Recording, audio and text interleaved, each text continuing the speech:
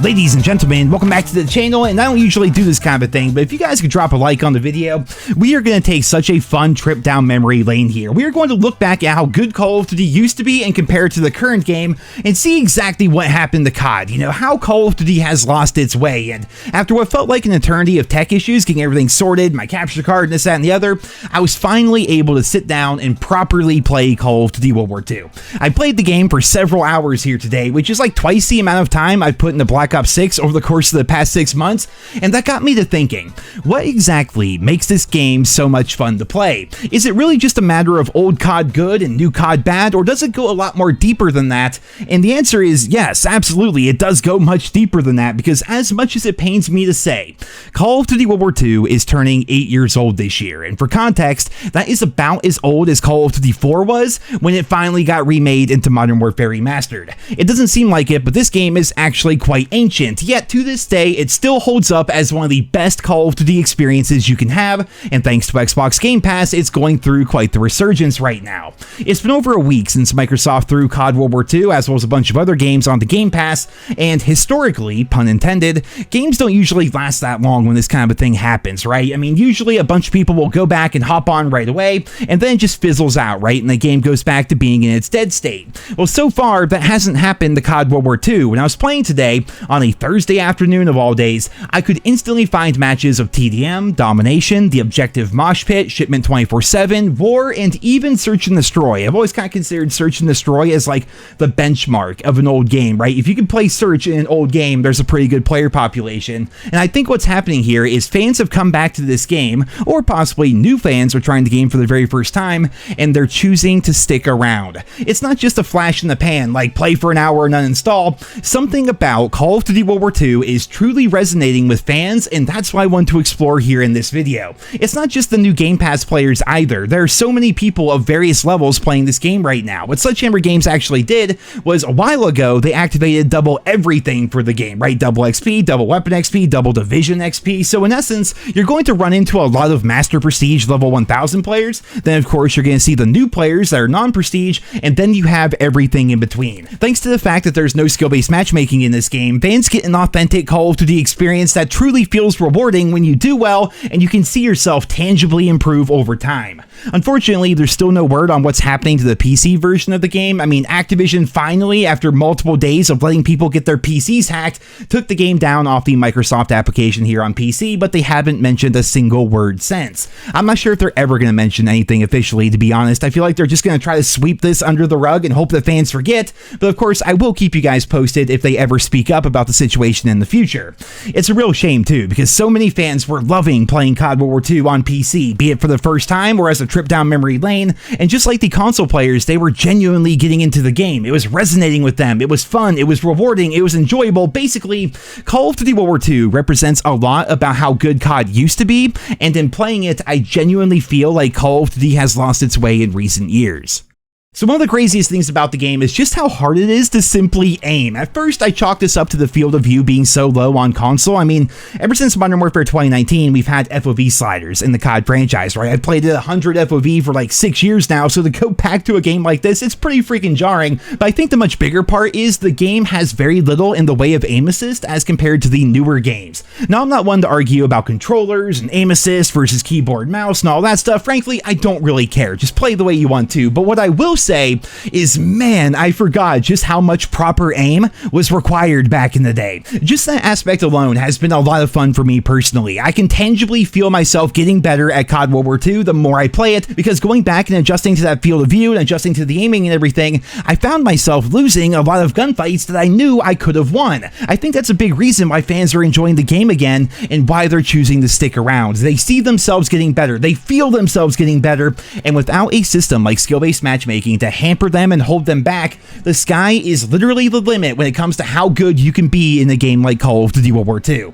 I know I've talked about matchmaking countless times here in the channel, but this is exactly what I mean when I say that in newer games, you don't feel yourself improve. Instead, you just have the goalpost constantly being shifted by an AI algorithm designed to suck every last dollar out of your wallet.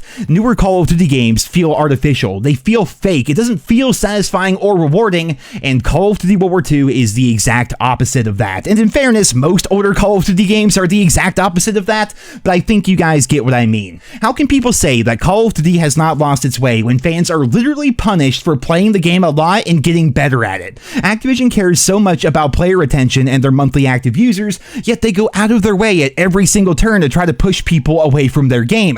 They don't do anything unique or interesting anymore to keep players invested. It's just the same old tired formula of copy-pasted events and seasonal updates that rehash old things from older games. I mean, hell, just look at Season 4 Reloaded, the most recent update within Black Ops 6, and you'll see exactly what I mean. That update is so devoid of content and character, it's just freaking embarrassing, frankly. We can even compare events, and mind you, Call of Duty World War II is about to be an 8-year-old game. That is freaking ancient in video game standards, but around this time of the year, back in the day, they released Call of Duty Days of Summer for this game.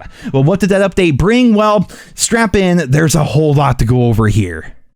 First things first, Call of Duty World War II Days of Summer brought with it for free the sandbox multiplayer map, which could be played for most game modes. It was incredibly unique, albeit a little bit goofy, given that we were toy soldiers in the headquarters and Captain Butcher was watching us from above and everything. It was definitely more outlandish than most of the other stuff we saw within this game, but it was still incredibly unique and free for everybody. They also added in the dogfight game mode, which was actually wild. Like, it wasn't my favorite thing or anything, but we're literally just flying around in airplanes in the COD multiplayer trying to shoot down other players and everything. Like, it was freaking crazy. On top of that, they also added in Master Prestige rewards, which would give players unique uniforms and unique weapon camos for hitting Prestige Master, and then new cosmetics every 200 levels all the way up to level 1000. That was something that the community wanted for a very long time, and Sledgehammer Games came through for us during the Days of Summer update. On top of that, we had new collections to unlock, 6 of them in total, all of which could be earned for free by playing the game. You look at Black Ops 6 and their summer event, if you can even call it that. Like, I don't want to call this a summer event, but it's the only event we're getting throughout the entire summer, so I guess we're just gonna have to deal with it.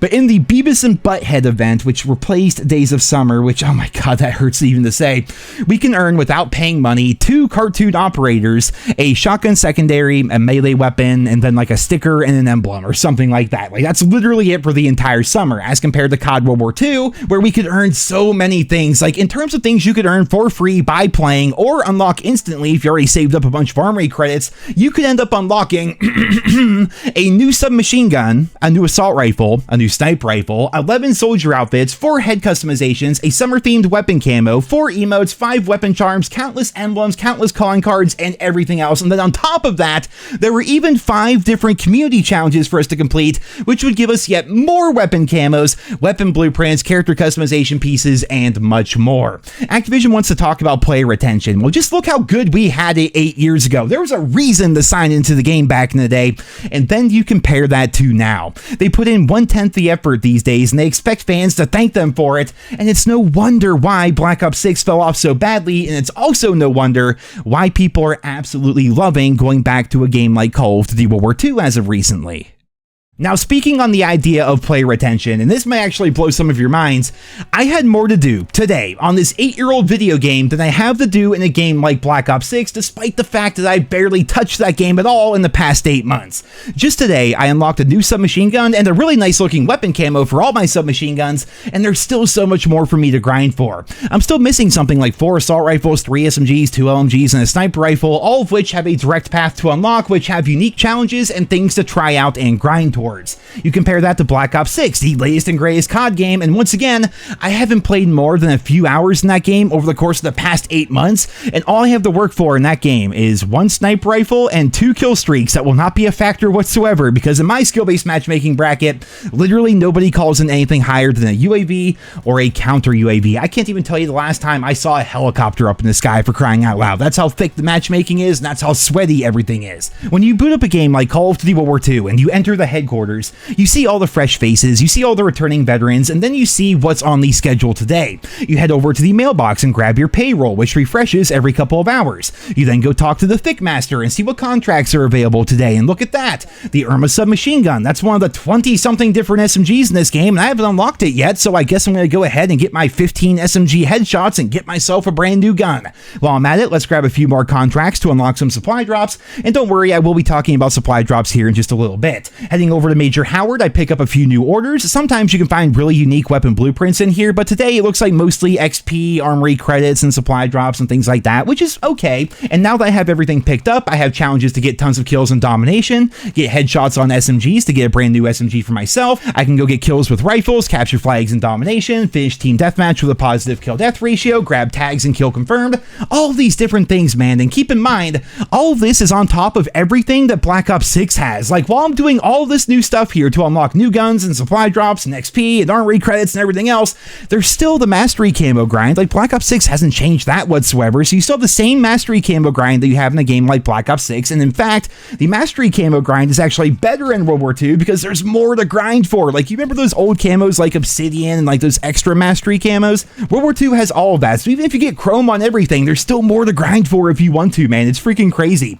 You then have master prestige rewards, and I will say, I do like the prestige rewards that Black Ops 6 has. I mean, getting new stuff every couple of levels on your way up to prestige master was very nice, but after you hit master prestige in that game, there's literally nothing until you hit level 1000, right? So in a game like COD World War II, you have the mastery camo grind, you have even more mastery camos on top of that, you have the challenges, you have the supply drops, the orders, the contracts, and then every 200 levels of prestige master, you get even more rewards instead of having just one giant 900 level grind like we see within Black Ops 6. It's freaking crazy, man. This game has so much for you to do, and all the while, you're playing on these iconic World War II themed maps, all of which are much better than the launch maps of Black Ops 6. You have absolutely no skill-based matchmaking to hold you back. There is very little in the way of aim assist, so the better you get, the better you do, and that's not to mention the, like 70 to 100 different guns in this game, the 20 to 30 maps, the war mode, the divisions system that got completely overhauled to be much better,